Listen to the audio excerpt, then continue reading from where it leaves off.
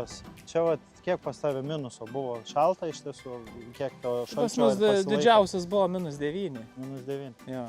Bet tas -9 ir laikėsi, ne kelias dienas, net ne kelias šitas buvo. Čia toks, kur 2 savaičių buvo. pastoviai. Buvo -6. balandžio buvo antra pusė, po to atšilimas savaitė ir tada po atšilimo vėl. Ir vėl visą savaitę. O antrą savaitę tai gal daugiausia -7. Tai Bet įsivaizduok vis tiek. Jo. Tai dažniausiai čia kaip ir su selekcininkais ir esam kalbėję, tai dar iki -3, dar kaip ir visos veislės gali būti vienodai, viskas gerai. Bet jau nuo -3 šalčio pasilaikymo iki ten -9 ir daugiau išryškėja tie veislių būtent skirtumai. Tai dar žinai, ką pastebėjau tarkim, iš tų gamybinių tokių niuansų. Jo. Tai pas mus, kai jau pradeda tą staigų atšilimą pavasarį, gauni staigų atšilimą, bet tu pas mus dar neina su purkštuvais net įvažiuoti į tą molį, supranti? Jo. O tu jau turi dieną -+20, +18, bet tu dar įvažiuoti negali. Labai staigiai atšyla, net nespėja dirva išdžiūti tinkamai, kada galėtum su purkštuvais įvažiuoti. O jau reikia. Jo, tai Sakau, tokių niuansų. kai dėl to pačio paslėpto straublio, nes šiemet nuo kovo 8 per moters dieną turėjom tas aukštas temperatūras ir jau lauke vaikščiojom, matėm, kad kažkas skraidė. Buvau grįžęs pas save į ūkį, apsižiūrėti, jau matau, kad yra kažkoks veiksmas. Nu tai ten vieni kiti ūkininkų bendruomenės susirašinėja, tai sako, su ko važiuoti su antifrizu į tos laukus dabar. Taip. Bet tarp kitko, tas, kuris nuvažiavo, tai ir matosi apačioj tuščia. Ir mes ko gero netgi galim matyti stiebe esantį va tą antplūdį, kada atėjo ir kada buvo bandyta kovoti. Labai gerai atrodo tie, kurie nespėjo ir net nevažiavo. Tai Jo, tie, kur nespėjo ir net sako, nebevažiuosim, tai visa pačia nuo pat šaknies ruda. Bet klausyk, dabar va ta rapsų tie problemų kiekiai neatrodo, kad bus rapsas nueinanti kultūra. Tai aš net nebejoju. Nes problemos nuo rudenio pasėjai prasideda. Aš net nebejoju. Tai ta prasme, 2 metai prieš didėja plotai. Lietuva tokia kokia yra, bet vadinasi problema kursiomai. Vadinasi, tiek ir tos veislės yra svarbios, kurios turi tą toleranciją lygom, kad, sakykime, tas pats pionierius, kuris jau 2-3 metai geriausiai rodosi vien tik dėl to, ne būtent, kad derliaus tą potencialą turi jos visos veislės, bet tą, kur derliaus potencialą apsaugo būtent veislė, ta, kuri yra tolerantiška, sakykime, tom lygom, kurios perneša tas geriau lygas, yra iš esmės sveikesnės, tai dėl to praranda mažiau to derliaus. Ir dabar veislės, kurios arba neturi to, sakykime, nei tų genų, kurie yra atsparūs lygom ir tai pačiai verticiliozės protrūkis yra didelis, sėjomaininis klausimas yra, ateina, duok dieve, kas 4 metus tas rapsas. O žmonės jau dabar kas 3, kas 2, jo atsiveria. Bet ypatingai geltona buvo visa Lietuva. Šiemet ne kartą ir ne vienam sakiau, šie metai rapsai neatleido nei vienos klaidos, nei vienos smulkmenos. Tiek veislė, tiek ar sertifikuota sėkla, kiekvienas purškimas, kiekvieno tręšimo normos, kiekvienas dalykas, sakau, rapsui šiemet negalėjai padaryti klaidų. Ja, iš karto parodė. Jeigu buvo kažkur užsikišę, žinai, kad nebuvo trąšų ir iškart matys ant rapsų. Jo, visiškai tręšimo klausimas. Ir šiaip dar buvo toksai niuansas buvo, kad daugelį metų visi sakydavo, nemato sertifikuotos ir ūkinės sėklos, nemato naudos. Šiemet ypatingai. Visi atvažiuoja, sako, kas čia taip tam rapsui negerai, sako, tai čia bunkerinė veislė. Sako, bunkerinis, sako, iš vietos. Bet kodėl, atsakyt, reikėtų, kodėl tas taip pasimatė šiemet, tai ar dėl to, kad visuma? Bent jau irgi kiek ir kalbėta su mokslininkais, selekcininkais, kurie gink dieve, sako, nedarykit nesąmonių, nes ypač tais metais, jeigu kada derliaus yra potencialas, ir tai viskas su tom veislėm būna kurias tu ir atsijinėjai, net ir tą patį hybridą. Taip, Nu, žinom, kad iš tos pačios sėklos gal bet geriausiai būtų liniją daugint, bet ne hybridą. Kodėl? Nes hybridas dažniausiai praranda tos savo gebėjimus, o ne kažkam. Atsparumus lygoms, atsparumus ankštaro atsidarimui, tą patį žemkentiškumą ir visą kitą. Jeigu jisai susilpnėjęs iš savęs yra, plus jau nekalbu apie tą, kad gebėjimą kitą kartą net normaliai pražydėti negali. Nes jau vėlgi, kaip ten yra, sako, tėvinė su tėvinė forma jau nebelabai išgimdys vaikų. Tai šitoj vietoj tas yra pastebima ir ypač, ko gero, šalnos tą labiausiai išryškino būtent požymį kaip į veislės silpnumo. Kad kažkur yra trūkstama grandis, kuri nutrūko. Taip, kažkokios grandies detalės. Kurios detalės nebebuvimas. Jo, tai trumpai ir aiškiai taip, jie vyksta be atsparumų ir rezumuojant ir tada mes lošiam kurioj vietoj. Jeigu bus geri metai, ten vienas dalykas norma, tankumas, kas yra rapsui pats svarbiausias dalykas. Ir iš praktinės pusės ūkininkai dažniausiai ir apie tą pačią sėjomainą, reikia rapsą pasisėt, kaip bus, kokie pas mus maži plotai, šiemet vėl mažai rapsų sėsiu, bet išlenda kur nors durpžemį laukas, tai davai iš tos bunkerinės, pasidarysim. Irgi tiks. Jeigu nešališkai. Ir kur sutaupai? Niekur. Tas taupimas, tai labai gera patirtis buvo pas vieną iš mūsų pažįstamų ūkių, tai kad čia tie derlingi rapsų metai, 21 berods buvo dabar, kai rapsai birėjo visur ir pas jį kažkodėl 1 toną buvo mažiau. Nors potencialo tas bunkerinis turėjo apie 4, bet nekūlė 5. Lygos, Tai verticiliozė irgi galėjo būti. Tai negalėjo garantuotai, taip ir ištiko. Taip, tos pačios po to, sako, sproginėja ankštaros, nes, pavyzdžiui, vėlgi, kaip pionierius 15 turi tą atsparumą ankštaro atsidarimui, jis kažkur tai arba susilpnėjęs, arba jo nėra. Ten buvo oro sąlygos tokios. Metrai nuo kovo pradžios. Ir čia tokia dar žemė nėra iš sunkiųjų. Čia įvairių, bet ne, šitam lauke tai jau nepasakyčiau, kad pats sunkiausias, žinai, molis. Kiek azoto jau visas pilnas kiekis? Šiemet čia gal gavosi koks 180. Tikrai? 180. Jo. Ir ta tiesos akimirka, apie kurią kalbėjom. Kovo 8 šventė tikrai. Kovo 8 buvo švęsta. Bet tu nesakyk dar vandens šitų kapiliarų indų yra, jis dar bus gerai, bet aš tokių pakraščiuose perpjaunu, kad likę tik tais pati stiebo žievė ir viskas. Jisai jau ir yra išėjęs. Jau realiai po žydėjimo metu jie išsiritinėja ir jau lenda lauk. Tai tuo momentu ir atsiranda įvairiausios bėdos, kada yra tuo momentu vandens indai galbūt arčiau šakos, arčiau kažkokio tai lapo. Ir viskas, jisai tenais vanduo neužteka, maisto medžiagų nedagauna, ir prasideda. Plius dar yra kelias tam pačiam puviniui. Taip. Į vidų didesnis. Bet puvinio kol kas nėra. Šaknis gražios, viskas tvarkoj. Tam pačiam, sakykime, pavasariniam labai daug gavom klausimų iš tiesų, kodėl būdavo tos visos šaknis, rūdos. Kaip? Dėl reguliavimo?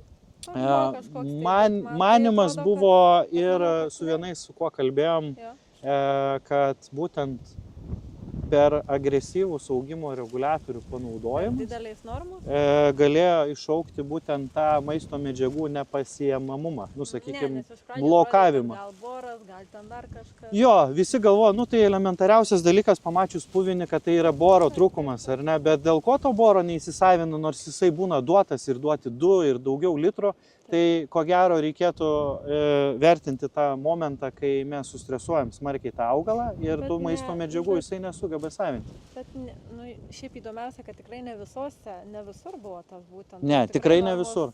Ir, nu, sakykime, aš iš savo patirties... Augalo ta tokia pati pradžia turbūt, nu, daug dedamųjų. Aš iš savo patirties, ką esu pamatęs, ypač ūkiuose, kurie prisidirbo, nu, dažniausiai mūsų įsikviečia ūkininkai, kai turi kažkokią tai problemą. Prisidirba. Jo, taip pat prisidirba patys su neregistruotais herbicidais, neregistruotais produktais iš rudens ir netgi ūkija jisai viskas tvarkoja, ne? Panaudoja herbicidą kabutėse, jisai viskas tvarkoja, sukovoja ten su žolėm, augalas atrodo išoriškai nepažeistas ir peržiemoja žiemą, o būtent kai atėjo patys pirmieji šalčiai, jisai visas nušuto, nurudo, nušalo ir netgi tuose momentuose ateinant tarp stulpo ir lauko galo, atsižvelgiant į tai, kad neįvyko supurškimas, mes matom, kad augalas jisai gyvas, žalias ir nei kiek nepažeistas. Tai jau mes kaip ir akivaizdesnio atsakymo kaip ir neturim į tai, kad buvo įvykdytas labai galingas stresas jau jam padarytas ir tuo pačiu momentu jisai nesugebėjo tos savo baterijos prikaupti sausųjų medžiagų, kuri galėtų tą energiją išnešti jam būtent ir pernešti tas nepalankės oro sąlygas, tas šalnas, šalčius ir visa kita. Tai ko gero momentas, į kurį dažniausiai ūkininkai neatkreipia dėmesio, nes jisai turi ilgalaikį perspektyvoj, sakykime, neigiamą efektą. Ne rudenį pamatysim, kad mes pridirbom, o ko gero pavasarį. Čia, sakykime, matosi, kur kovo 8 švęsta buvo, toliau viskas jau sugrįžta į darbus ir padaryti. Šventą dieną reikia švęsti. Šventą dieną reikia švęsti. O vabalam irgi reikia švęsti. Nors vieną dieną. O jie tikrai šventi. Gal, sakykime, ne kiek kokia insekticidų ta prevencija, bet šiemet lemia tai aplamai jau nuo pernai kokybiškos sėjos, rudeninio tręšimo klausimas, o pavasarį tai vėl temperatūros leido įvažiuoti, naudojom pirmas buvo kontaktinis insekticidas, o paskui jau pagal sistemą jo sudėta. Bet matai pats, pažeidimų yra 100%, aš manau, šiai dienai neįmanoma jų apsaugoti 100%. Ir kitas niuansas yra, sakau, kai dabar tas staigus atšilimas būna, aš dar į savo šitos molius, kalnus, visokias durpes net neįvažiuoju. Tai man ten nevažiuoti, žinai, įsiklampinti purkštuvą ar ten jį ant šono pasiguldyti. Tiesiog aš galimybių net neturiu. Jo. Čia tokios biškai šaltinuotos vietos, neįvažiuojame. Mes ir tręšimą darom iš tikrųjų, nors esam pietų Lietuvoje, bet mus tręšimai prasideda balandžio pradžiai, kovo gale. Tai tas ir purškimas toksai. Sakau, o jau reikėjo rapsą, šiemet rapsą reikėjo insekticidų purkšt, dar nebuvo jis netręštas. Taip gavos. Jo. Dar net nebuvo tręšimas, o jau buvo kalba. O jau reikėjo važiuoti pagal temperatūras. Šiaip kokį vargą išgyveno ir aš čia visų matymas toks buvo ir tikriausiai darbo turėjo ne tik agronomai, kiek žalų vertinimo. Darbo tai neturėjo, streso turėjo. Streso, bet pagal tą bendrą vaizdą, visi sako, dar galvoju, kas daugiau streso turėjo, augalai ar agronomas. Sako, kokie tie metai, žinai, ar kas čia bus, norisi tikėti, kad jeigu pernai metais turėjom didelį ankštarų sluoksnį, mažesnį sluoksnį, bet didelę augalų biomasę, ir smulkės sėklas, tai ko gero gal šiemet, sakau, atvirkščias variantas turėtų būti, ne? Tai supranti, dabar irgi kombainai neužilgo parodys. Po draudimo pirmo apžiūros to vizito, tai man tas vaizdas, supranti, koks tada buvo, kai darėm pirmą ir dabar ką matai. Kažkaip gal dar vilčių yra, supranti. Augimo reguliatorius nenaudoti? Niekada aš nenaudoju. Aš pas save ūkį, tai tokių dalykų tik rudenį. Tų pačių šalnų sustiprintas poveikis buvo būtent ten, kur buvo panaudotas augimo reguliatorius pavasarį. Ir tiem patiem ūkiam atvažiavus, sakau, jeigu mes galim kažkur tai bent jau pataupyti arba tos pinigus kažkur paskirti kitur, vertinant tą teisingai pokrypį duodant, tai sakau, nu, bent jau į mytybą, į augalų stiprinimą, gerinimą. Tos pačios amino rūgštys vėl parodė savo darbo dalį, poveikį, kaip jos puikiai padėjo augalam pernešti tas nepalankės oro sąlygas. Kitas dalykas, tas pats ir kalio sieros panaudojimas, kur netgi prie tų pačių fungicidinių ar tai mitybinių ar insekticidinių sprendimų pasirodė irgi augale ne vienoj vietoje, o išreikštas per visą dalį.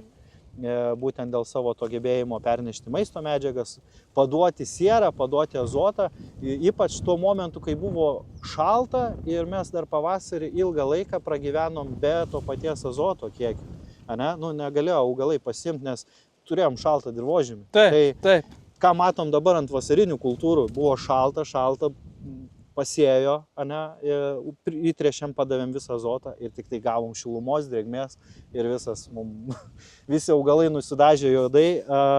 Ir tai būtent apie ką noriu paminėti, ta pati siera išjudino tą patį azotą, kalis vėlgi padėjo jam geriau įsisavinti tas visas. Bet tai tarkim dabar, kas liečia tas rapsų pavasarį naudojamo augimo reguliatorių.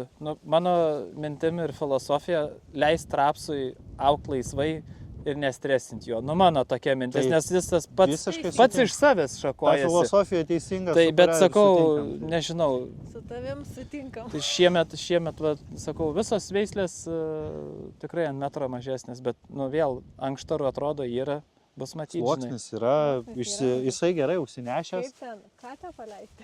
Jo, katę jau leist galima, Indrė ant viršaus. Jau gali, telefonas.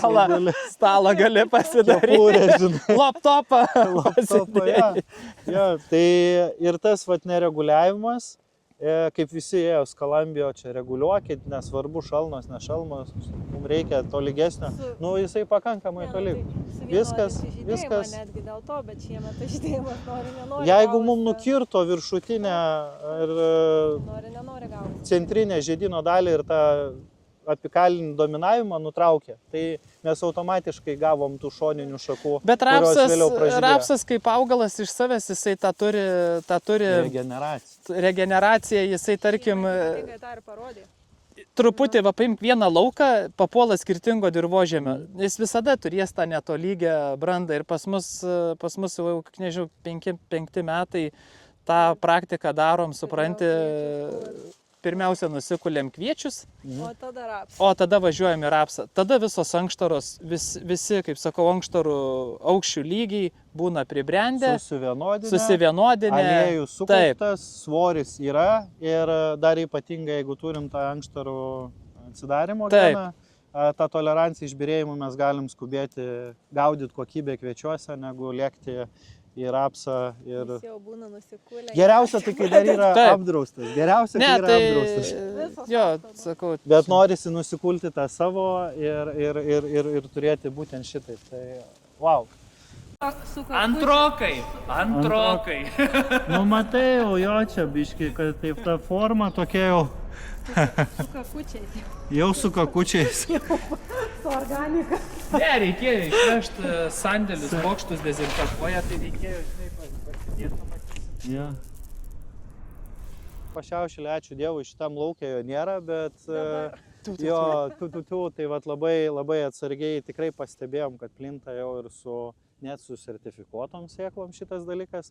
Kitas dalykas, jei tą pašiaušėlį galima persinešti netgi su neplautais padargais, su drumzlinais, sakykime, to molio priemaišo, liko kažkoks aplipo žemėm, ratais gali to pašiaušėlio užsivežti. Plus vėlgi, tas pašiaušėlis kaip ir miglė labai, kaip ten sako, tas mandras pavadinimas yra epiferinė, kuri gali sudygti ten, kur jinai išmėto tas sėklas, iš bet kurios vietos ir bet kuriuo metu jai nėra svarbus kažkoks tai dygimo laikas.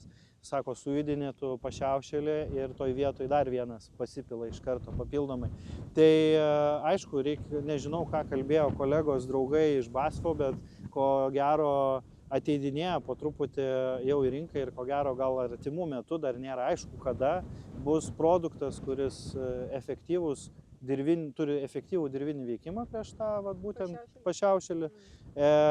Kol kas kaimynai Lenkai, ką esu girdėjęs, tai jau rudenį važiuoja mažiausiai 2 kartus turint šią problemą, tai naudoja ir prosulfokarbą, ir flufonaceto 2 normas, ir etofumezatą būtent prieš šitą pašiaušelį. Ir tik tai 2 normom ir netgi skirtingais tarpsniais negali užsileisti, kol jisai išdygsta, nes tai yra, pernai, ko gero ir laukuose, kur turėjom labai gražų ir ilgą rudenį, plus atėjo krituliai, buvo netgi skirtingos to pašiaušelio dygimo bangos. 170 ir dar planuojam vabaigs peržydėti. Planas yra dar pravažiuoti, kokybinį padaryti su amidu ir dasidėsim dar kalio sulfato. Tai skaičiavimas... Pernai tą darėm ir mūsų bandymas ir pernai ir užpernai tikrai kokybė matosi, kad tikrai rodmenys pakyla, verta daryti. Mes karbamido netirpinam, perkam tą jau skystą paruoštą amidą. Jisai nebūna šaltas, žinai, atvežė, iš karto gali naudot, nes vėl jeigu didelį kiekį išsimaišyti, sušildyti, užtrunka laiko. Labai užtruktų. Taip pat dar prisidaro su šaltu vandeniu, stresas augalams. Jo, 2 metai, tarkim, 2 metai su tuo amidu tekę dirbti, neturėjau apsideginimo ar kažkokių, žinai, nudegimų. Tai labai saugus, tarp kitko, toks produktas. Tai. Jo, ir vėlgi tas atsiranda klausimas ir būtent pateikimas, kodėl ir reikalingas yra tas momentas, tai... Bet irgi tuos purškimus tą laiką stengiuosi daryti irgi, žinai, nedarau ant karščio, kai saulė būna, stengiasi, žinai, kad debesis būtų, arba vakarais, anksti ryte, tokį, pagaudai, nes vis tiek tas, jeigu karštis sausa, augalas jau tą vaškinį sluoksnį, tai... Tai kalio būtent tas pat, kada reikalingumas atsiranda ir poreikis kalio ir sieros, tai jis yra būtent dalyvauja toj baltymų sintezėj. Pagrindinis yra elementas būtent skatinta baltymo formavimąsi, o kalis jau būtent reikalingas tam, kad išnešiotų visas esančias maisto medžiagas sukauptas stiebe jau grinai į grūdą, į sėklą, tam, kad ir tie kokybiniai parametrai, augalo saiko svoris padidėtų, ir tuo pačiu išgautume derlių ir kokybę. Ir momentas svarbiausias, kada mes galim įtakoti tiek ir kokybinius, tiek ir derlingumo parametrus, tai yra, kada jau grūdas išilgėja, bet dar nepradeda storėti, tai realiai grubiai po žydėjimo, kai praeina apie 12 dienų. Nes tas elementariausias momentas, kada reiktų naudoti azotinės trąšas kartu su kalio ir sieros. Taip mes panašiai taip ir galvojam, kitą savaitę jau žiūrint palei temperatūras. Ir šitoj vietoj verta paminėti būtent tas pats kalis ir siera, tai vėlgi pavadinimais, kalifas, tas pats mūsų atstovaujamas, tai būtent jo svarba yra tame, kad jis būtent ir veikia per lapus, o ne per kaip kiti produktai per šaknis, kurie skirti ten irigaciniam laistymo sistemą. Tai čia būtent ir yra tas momentas, kada ta kokybė už prieinamą kainą turi tam tikrą paskirtį ir momentą tiem augalam. Bet grūdas pildosi, žiūrėk dabar, matai, atrodo. Ir žydėjimas, ir pusė jau žydėjimas į pabaigą, jau grūdai užmėgsti. Tik truputį dabar dar būtų gerai mūsų regionui kritulių, bet yra kaip yra. Tai žinai, visumoje 74 mm. Ir su to azotu, pavyzdžiui, pernai metais irgi reikia atkreipti dėmesį, kaip ir sakai, temperatūrinius svyravimus ir momentą. Jeigu jau rodo, žinai, be lietaus ir kaitra 2 savaitės į priekį, tai ko gero ateis laikas, kada reiktų rišti tą darbą.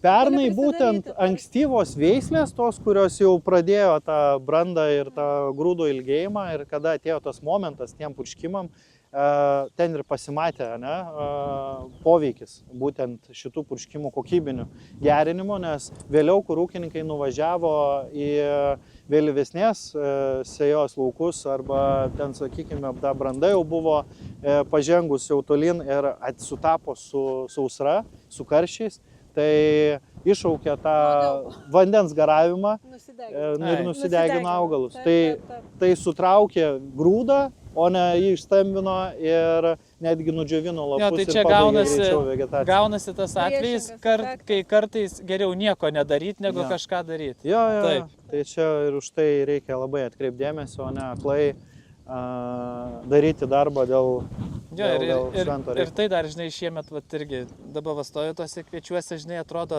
tas daryta, kas padaryta, bet realiai pagal mūsų regioną ir mūsų pavasarį, tai pagal visumą jau dabar, aišku, jau žinai, kai išgyvenai tą, tai reikėjo praktiškai viską sudėti ant vėliavos.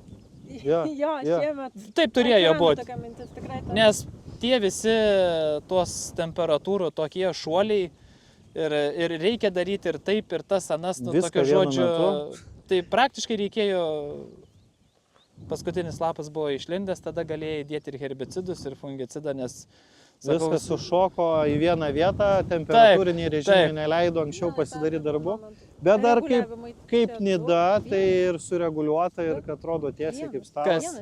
Vienas reguliavimas, pirmas reguliavimas padarytas, tikrai pagautas buvo laiku ir dar palauk, tai mes ir dar mityba buvo prie to reguliavimo ir viskas. O po to dėl ko antro nedarėm. Šalnos prasidėjo. Ir ne, tai po šalnų šiaip jie sunkiai atsigaudinėjo ir dar turėjom, žinai ką, sausrą. Kas kiti Lietuvoje neturi, mes turėjom sausrą. Nu ir viskas.